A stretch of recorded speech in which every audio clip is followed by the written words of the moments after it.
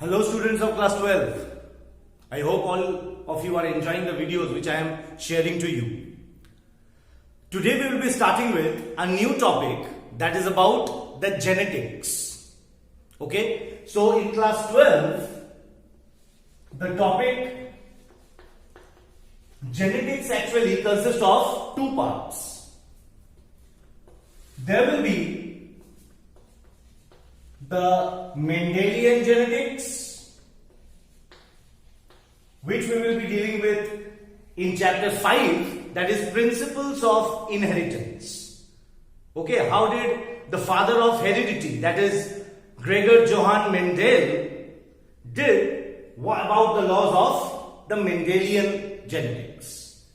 And today we will be starting with the topic molecular genetics, which is the chapter 6, that is molecular basis of inheritance. Now first of all, let us have a look that what does this word genetics mean. Now genetics actually is a branch of biology which deals with two things. One, about the study of heredity or about inheritance, that is the transmission of characters from one generation to the others. And we will be also dealing with the variations which are taking place due to this type of transmission of characters from the parental generation to the next, that is the offspring. What are the variations in that? Clear? Today we will be mainly concentrating on the topic of the molecular genetics. Now first of all, the word genetics, as we know, has been derived from the word that is, it is something related to gene. And what do we mean by gene? What is a gene? If I talk about that genetics has something related with the topic gene. So let us have a look that what does this gene is. Okay, now what is gene? The gene, we can say that it is the functional unit of inheritance. And the gene, the word gene is coined by, the term gene is coined by Wilhelm Johansen. Okay, you have to remember this कि ये जो gene शब्द है, ये gene शब्द को coin किसने किया था? ना एक साइंटिस्ट थे विल्हेल्म जोहानसन करके, उन्होंने इस शब्द का कॉइन किया था या नामकरण किया था कि जीन. एक्चुअली जीन है क्या ना, जो भी हम लोग ये लॉज ऑफ ट्रांसमिशन पढ़ रहे हैं उसका सबसे छोटा यूनिट जो है, द फंक्शनल और the basic unit, if I say, that is actually the inheritance का functional unit is gene. Gene को हम लोग दूसरे हिसाब से जान सकते हैं कि it is a part of the nucleic acid. Okay, what is gene? The gene is a part of the nucleic acid. Now see, the name nucleic acid ही काफी है हमें ये बताने के लिए कि ये कुछ एसिडिक मॉलिक्यूल होगा. कहां पर?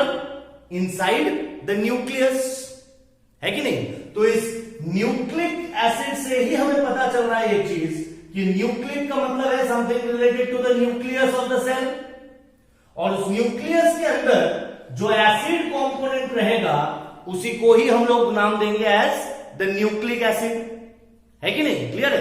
तो ये जो न्यूक्लिक एसिड है ये किस प्रकार के होते हैं, कितने टाइप के होते हैं आपका ना? ये जो आपका न्यूक्लिक एसिड है जनरली ये दो प्रकार के पाए जाते हैं sir. Either it will be the DNA or it will be the RNA, है कि नहीं? न्यूक्लिक एसिड हम लोग पढ़ेंगे मेनली इन जेनेटिक्स, और उस न्यूक्लिक एसिड को भी हम लोग डीएनए और आरएनए के अंदर इसको डिवाइड कर सकते हैं. क्लियर? डीएनए का फुल फॉर्म क्या है?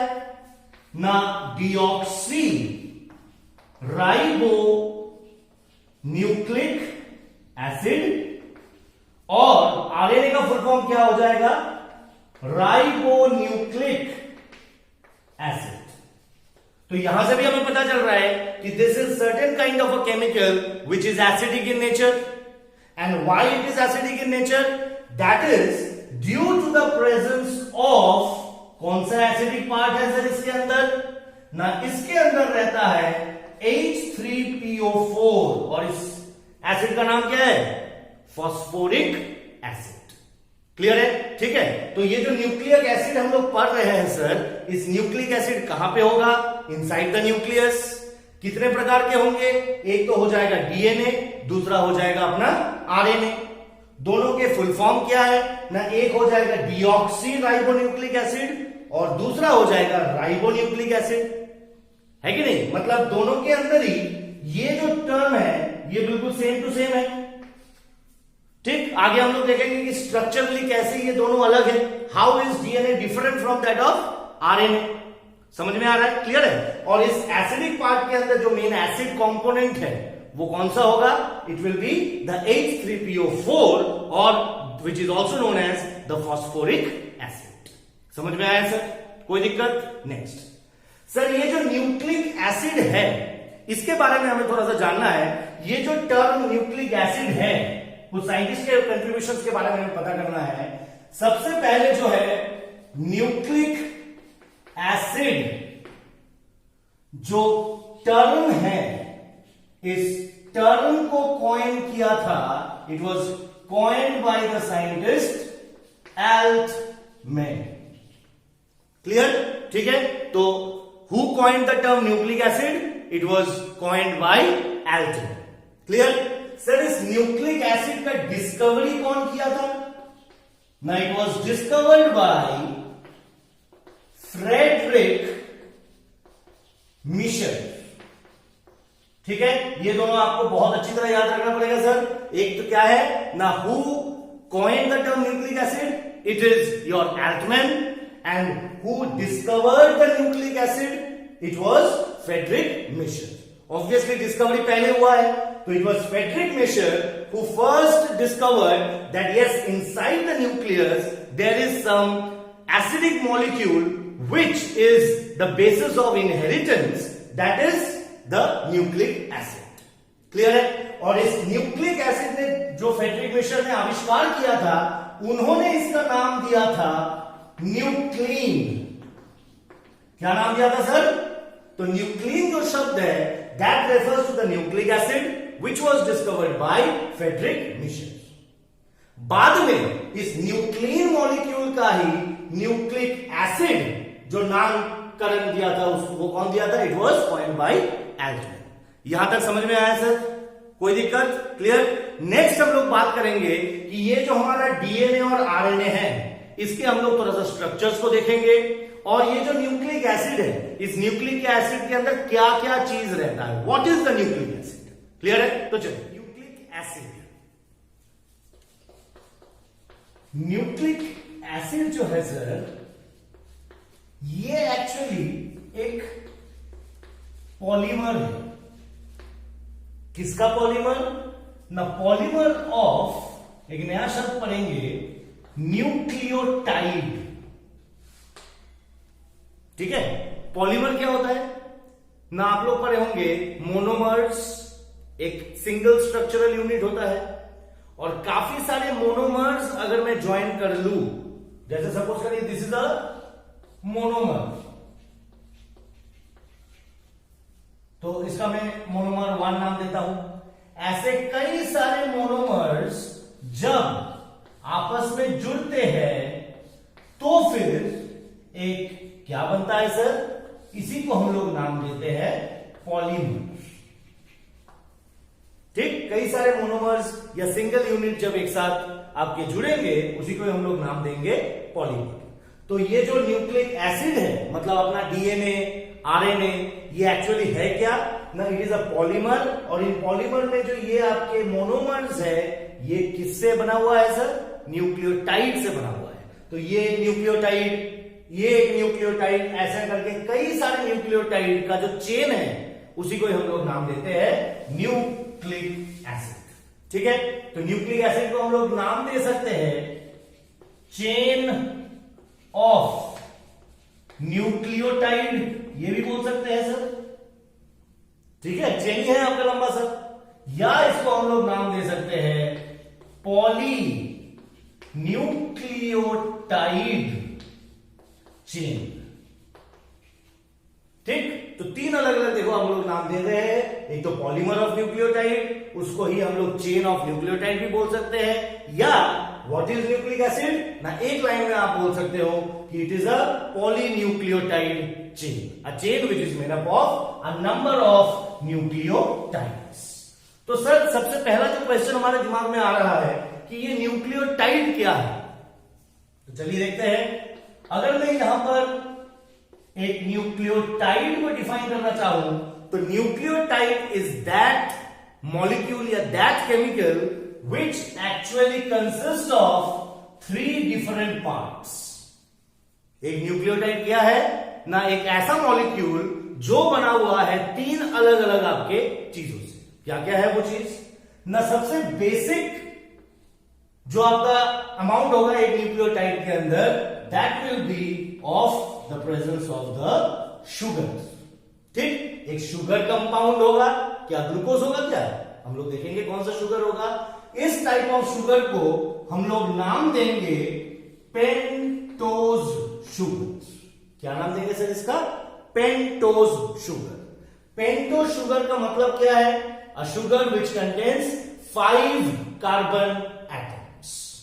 क्लियर है, तो ये पेंटोज शुगर जो होगा वो होता है 2 प्रकार का। What are the 2 types of pentose sugar no, एक हो जाएगा राइबोज और दूसरा हो जाएगा डीऑक्सी राइबोज।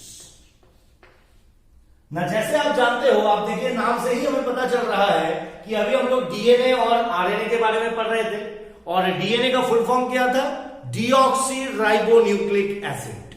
तो obviously which type of sugar will be found in the DNA, that is the deoxy ribose sugar, and which type of sugar will be present in the RNA, that is ribonucleic acid, it will be the ribose sugars। कोई दिक्कत यहां तक clear है। हम लोग आगे देखेंगे कि क्या है इसके structural difference, how is the ribose sugar different from that of the deoxyribose. ठीक है, तो ये तो अपना अभी हम लोग देखेंगे। उससे पहले मैंने क्या बोला था, न्यूक्लियोटाइड 3 चीजों से बना हुआ है, जिसका एक चीज हम लोग जान लिए क्या होगा, एक शुगर होगा, दूसरा होगा क्योंकि न्यूक्लिक एसिड है तो ऑब्वियसली एक एसिडिक पार्ट होगा सर। ठीक, और ये एसिड यहां पर इसको क्या होगा, विच एसिड ना होगा आपका, अभी मैंने बताया था पिछले, that is it will be the phosphoric acid, जिसको हम लोग H3PO4 से डिनोट करेंगे। तो ये आपका इसके अंदर क्या देगा, ये जो फॉस्फेट ग्रुप है, ये फॉस्फेट ग्रुप मिलेगा किससे, फ्रॉम द एसिड। तो पहला शुगर, दूसरा हो जाएगा मेरा the phosphate group which is forming from the acid, और फाइनली रह जाएगा आपका नाइट्रोजिनस बेसिस, मतलब कंपाउंड्स कंटेनिंग नाइट्रोजन। ठीक है सर, तो तुरंत न्यूक्लियोटाइड 3 चीजों से बना होगा, एक शुगर होना चाहिए, एक एसिडिक होना चाहिए जो आपका फॉस्फेट ग्रुप देगा, और तीसरा हो जाएगा आपका नाइट्रोजन बेसिस। कोई दिक्कत यहां तक क्लियर है। अब थोड़ा सा फटाफट हम लोग देख लेते हैं कि ये जो पेंटोज शुगर है, हम लोग राइबोज और डीऑक्सीराइबोज में हम लोग डिफाइन किए हैं, इनका स्ट्रक्चर कैसा होगा सर।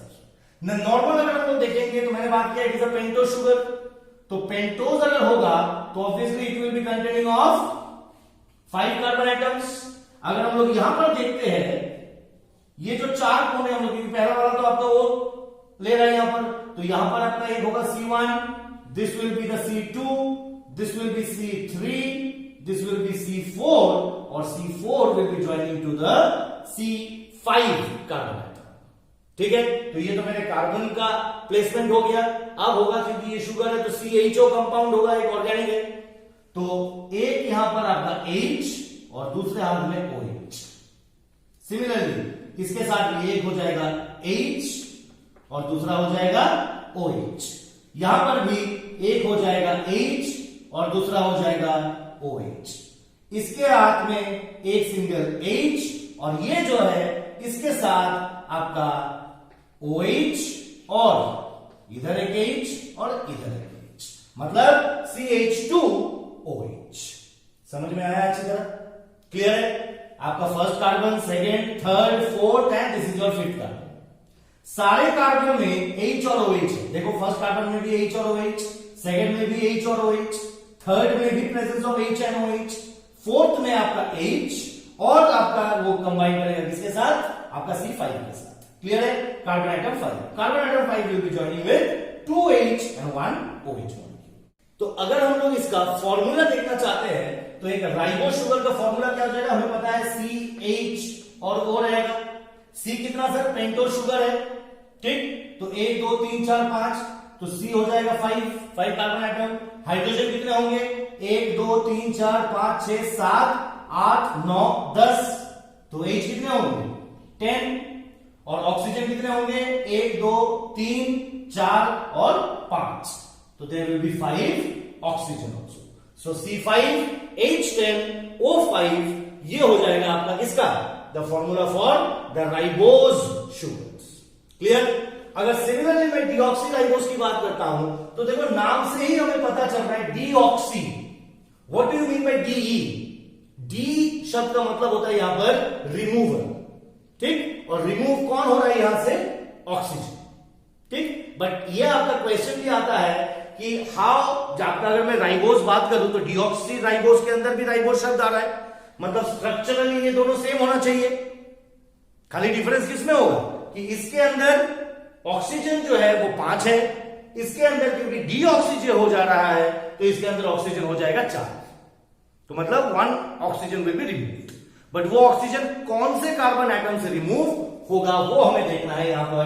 तो चलिए again this is the structure. मैं यहां पर और कार्बन 1 2 3 करके नहीं बता रहा हूं, आपको पता है 1 2 3 4 और यहां पे 5। क्लियर?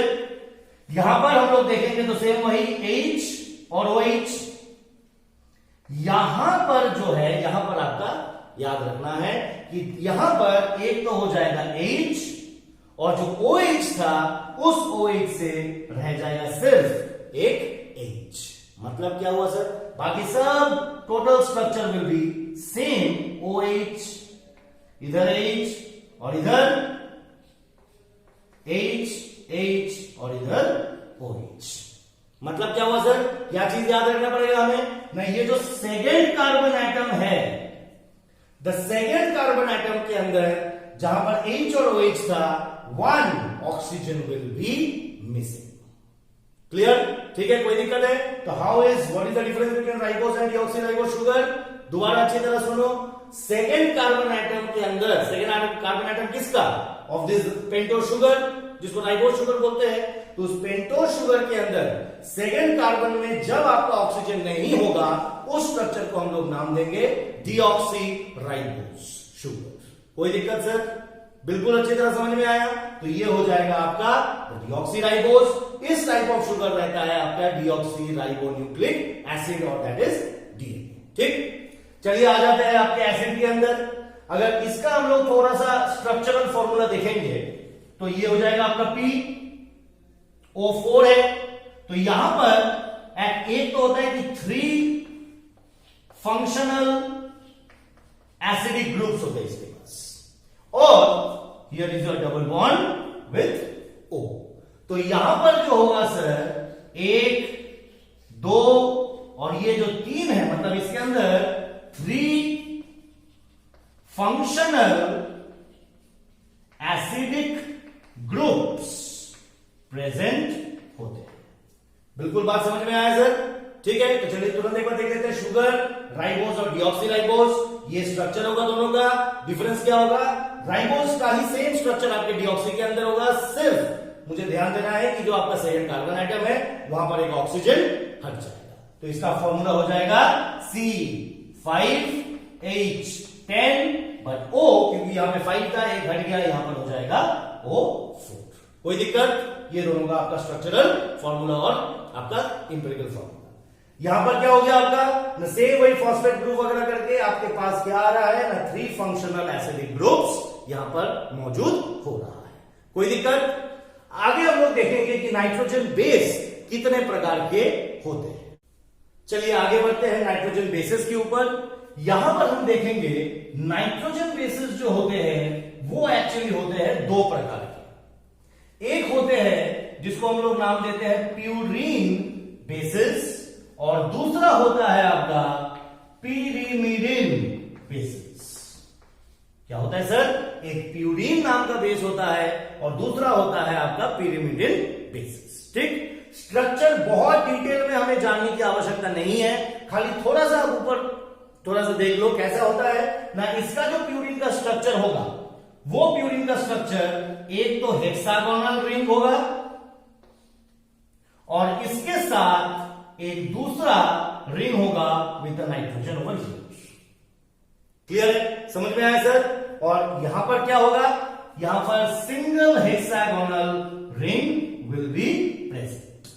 अब थोड़ा सा आप जान लीजिए, ये जो टाइप ऑफ रिंग है, इस रिंग को हम लोग यहां पर नाम देंगे पिरिमिडल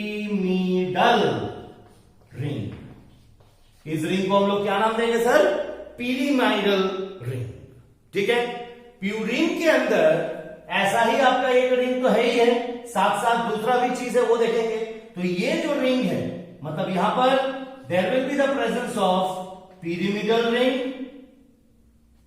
पिरिमिडल रिंग तो होगा ही होगा, और उसके साथ साथ ये जो एक पेंटोज नाइट्रोजन आपका एक देख रहे हो यहां पर स्ट्रक्चर, ये हो जाएगा इमाडाजोल रिंग।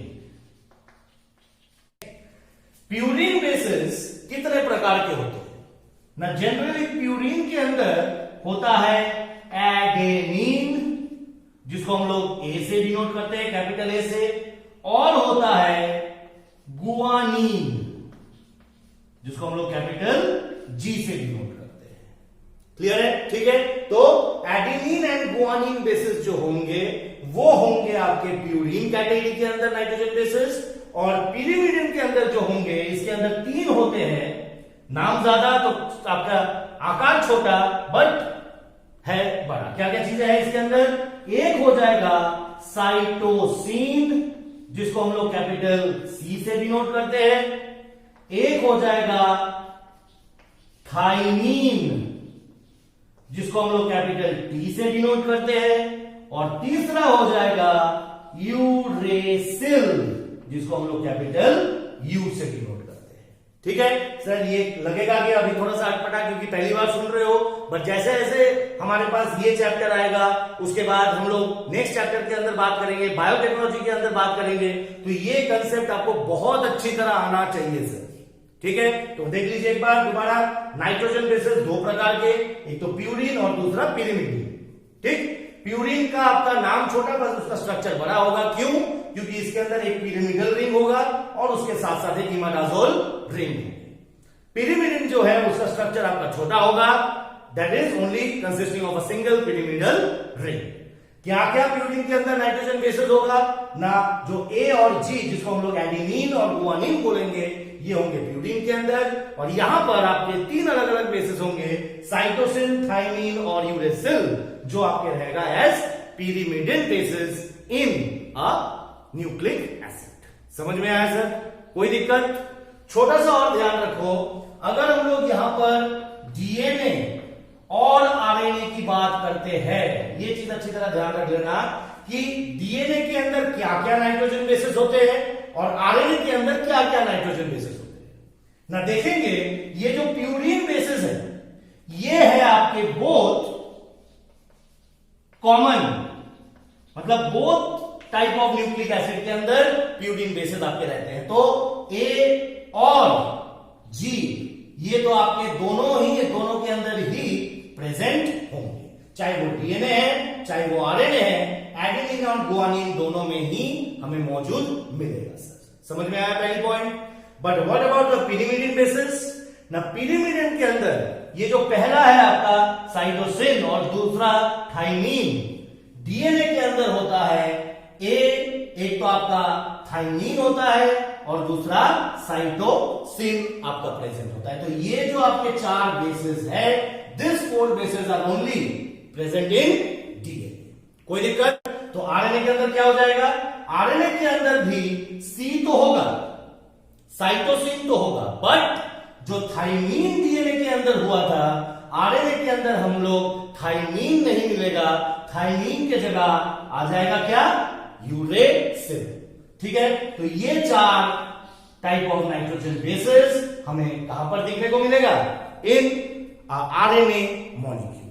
कोई दिक्कत है सर? यहां तक समझ में आया? अब हम लोग देखेंगे कि एक न्यूक्लियोटाइड का स्ट्रक्चर कैसे बन रहा है।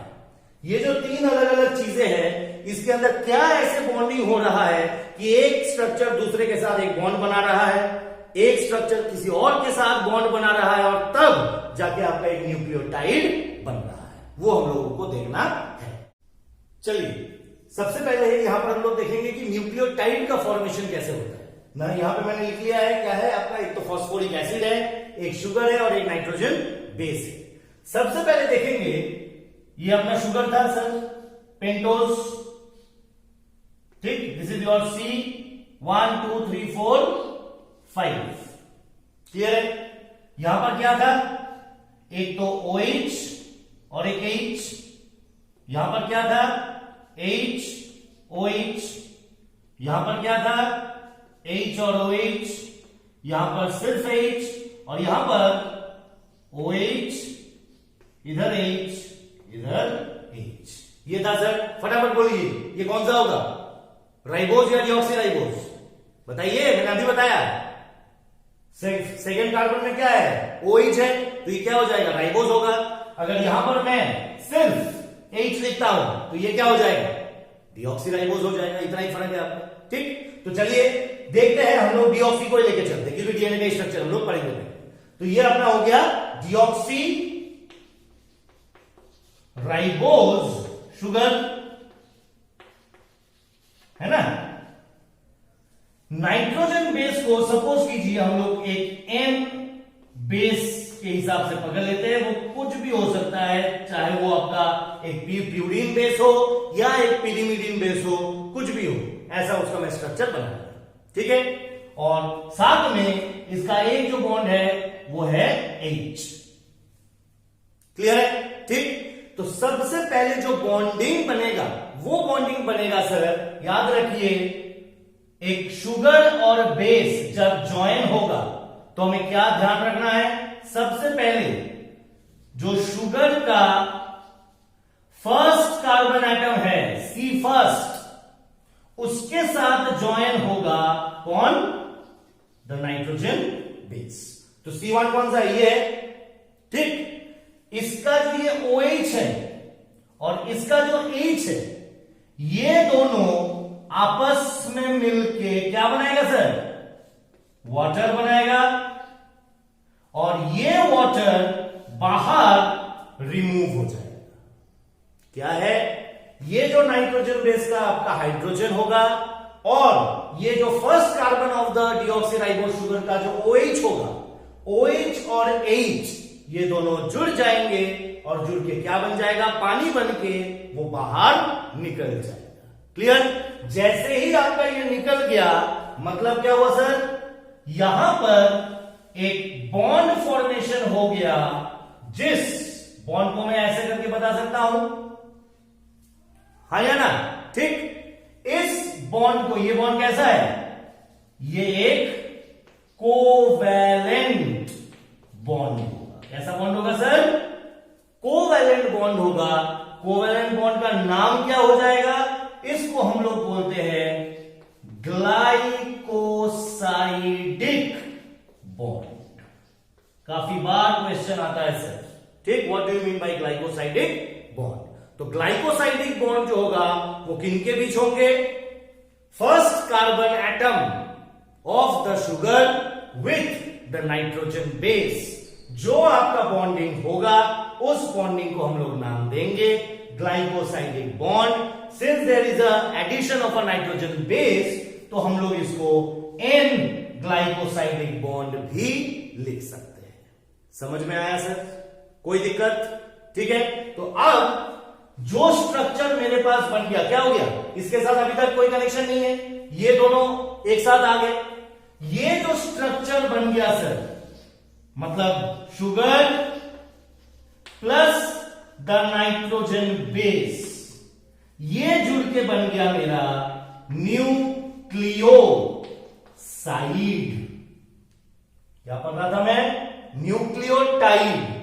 तो what is the difference between nucleotide and your nucleoside? Difference पता चल गया सर कि न्यूक्लियोसाइड किससे बनेगा, शुगर और नाइट्रोजन बेस के साथ। जब इस न्यूक्लियोसाइड के साथ एक फॉस्फेट ग्रुप ऐड हो जाता है, तब जो स्ट्रक्चर बनता है उसको हम लोग नाम देंगे 1 न्यूक्लियोटाइड। कोई दिक्कत है सर, समझ में आया? तो चलिए देखते हैं फॉस्फोरिक एसिड के साथ कैसे ये ज्वाइन करता है। फॉस्फोरिक एसिड का क्या था, P, इधर OH, डबल बॉन्ड O, इधर OH, नीचे भी OH। कोई दिक्कत? तो ये हो गया मेरा फॉस्फोरिक एसिड का स्ट्रक्चरल फॉर्मूला। अब देखेंगे हम लोग कि कैसे करके एक शुगर के साथ फॉस्फेट ग्रुप ज्वाइन होता है। यहां पर देखा था मैंने कि नाइट्रोजन ग्रुप के साथ या नाइट्रोजन बेस के साथ जो शुगर आपका ऐड हो रहा है वो फर्स्ट कार्बन में हो रहा है, यहां पर होगा विद द 5th कार्बन। ये हमें याद रखना है सर, यहां पर हो रहा था with the first carbon atom, यहां पर जो इन दोनों का आपका बीच का होगा that will be the sugar जो ऐड होगा आपका, वो हो जाएगा 5th कार्बन के साथ। तो 5th कार्बन का जो ये OH है, ये OH के साथ इसका जो आपका H है, इन दोनों का क्या बनेगा, वही same sir, reaction between acid and the sugar will be forming ester bond. याद करिए, है कि नहीं? तो ये दोनों करके आपका क्या बन जाएगा, ये हटके यहां पर बन जाएगा एक एस्टर बॉन्ड। ठीक है, और ये एस्टर बॉन्ड को हम लोग क्या नाम दे सकते हैं, इस एस्टर बॉन्ड को हम लोग नाम दे सकते हैं, क्योंकि फॉस्फेट ग्रुप को जोड़ रहा है, तो फॉस्फो एस्टर बॉन्ड।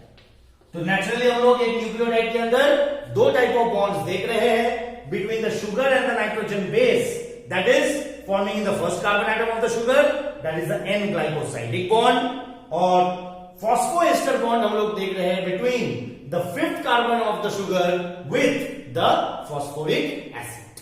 क्लियर है यहां तक? अब हम लोग बात करते हैं, ये तो अपना स्ट्रक्चर हो गया एक न्यूक्लियोटाइड का। ऐसे ही अगर एक न्यूक्लियोटाइड दूसरे न्यूक्लियोटाइड के साथ कैसे ज्वाइन हो रहा है, उसको हमें अच्छी तरह एक बार देखना है। तो चलिए दूसरा हम लोग nucleotide same to same join कर लेते हैं। हम लोग यहां पर जैसे अब वही सेम P,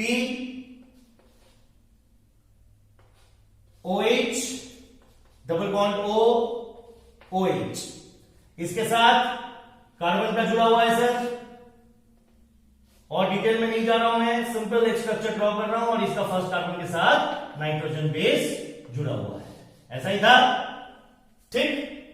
नाउ इस कार्बन का जो यहां पर आपका थर्ड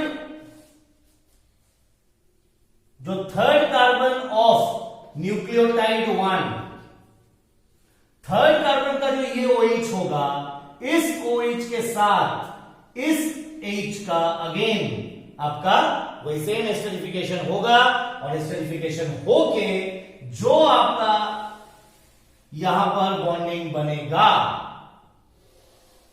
इस बॉन्ड को हम लोग वही सेम एस्टर बॉन्ड बोल सकते हैं। बट पहले तो हम लोग जान लिए थे कि this is your phosphoester bond, तो इसको हम लोग नाम देते हैं फॉस्फो डाइएस्टर बॉन्ड। तो what is the difference between phosphoester bond and phosphodiester bond, वो पता चला ना। फॉस्फोएस्टर बॉन्ड जब एक न्यूक्लियोटाइड या न्यूक्लियोसाइड, तो एक न्यूक्लियोसाइड जब एक फॉस्फेट ग्रुप के साथ जुड़ रहा है to form a nucleotide, one single nucleotide, तब उसको हम लोग नाम देंगे फॉस्फोएस्टर बॉन्ड। जब एक nucleotide is connecting with self forming a bond with another nucleotide, तब दो न्यूक्लियोटाइड के बीच जो बॉन्डिंग हो रहा है उस बॉन्ड को हम लोग नाम दे रहे हैं फॉस्फोडाइएस्टर बॉन्ड। क्लियर है? सिमिलरली ऐसे करके अगर हम लोग देख सकते हैं, जैसे दिस इज योर पी, ये शुगर और ये नाइट्रोजन बेस, ये न्यूक्लियोटाइड हो गया। Again P with the sugar with the nitrogen base, ऐसा करके चल रहा है सर आपका। ठीक, तो यही शुगर का दिस इज योर थर्ड 1 2 3, तो इसके साथ जुड़ेगा कौन? Phosphate group. अगेन एक आपका न्यूक्लियोटाइड बन गया, तो 1 2 3 ट्राई न्यूक्लियोटाइड बन गया। ठीक, क्वाड्री बनेगा। देखो अभी ये आपका वही शुगर का थर्ड के साथ ये जुड़ गया। ठीक, यहां पर अभी तक कोई जुड़ा नहीं है, मतलब यहां पर जो आपका थर्ड कार्बन एटम है वहां पर H और OH प्रेजेंट है। ठीक, क्योंकि अभी तक इसके साथ कोई आपका फॉस्फेट ग्रुप जुड़ नहीं रहा है अभी तक। ठीक है ना? क्लियर है? तो ये जो एंड हो जाएगा, ये एंड आपका क्या है? बॉन्डिंग करके रखा है किसके साथ? Fifth carbon atom. तो इसलिए इस एंड को हम लोग नाम दे सकते हैं द 5 प्राइम एंड। इसका मतलब होता है प्राइम। ठीक है, तो इसको हम लोग क्या नाम देंगे? The 5 prime end of the nucleotide. कौन सा होगा? एकदम ऊपर। और ऐसे करते हुए नीचे आते हुए ये जो थर्ड कार्बन वाला है अपना, दिस इज अ फ्री, इसके साथ अभी तक कोई फॉस्फेट नहीं जुड़ेगा। अगर कोई फॉस्फेट आएगा तो इसी पोजीशन में जुड़ेगा, है ना? तो इस एंड को हम लोग नाम देंगे the 3 prime end of the nucleotide. तो अगर आपका एक न्यूक्लियोटाइड ऐसे हुआ तो इसका क्या है? जैसे सपोज करो P with the sugar with the nitrogen, P sugar nitrogen, P sugar nitrogen, और इनमें आपके बॉन्डिंग है। तो ये जो होगा this will be the 5 prime and. होते होते ये जो एंड होगा अभी तक किसी के साथ जुड़ा नहीं है, तो इस एंड को हम लोग नाम देंगे द 3 प्राइम एंड। कोई दिक्कत? तो this nucleotide is in the direction 5 prime to 3 prime and.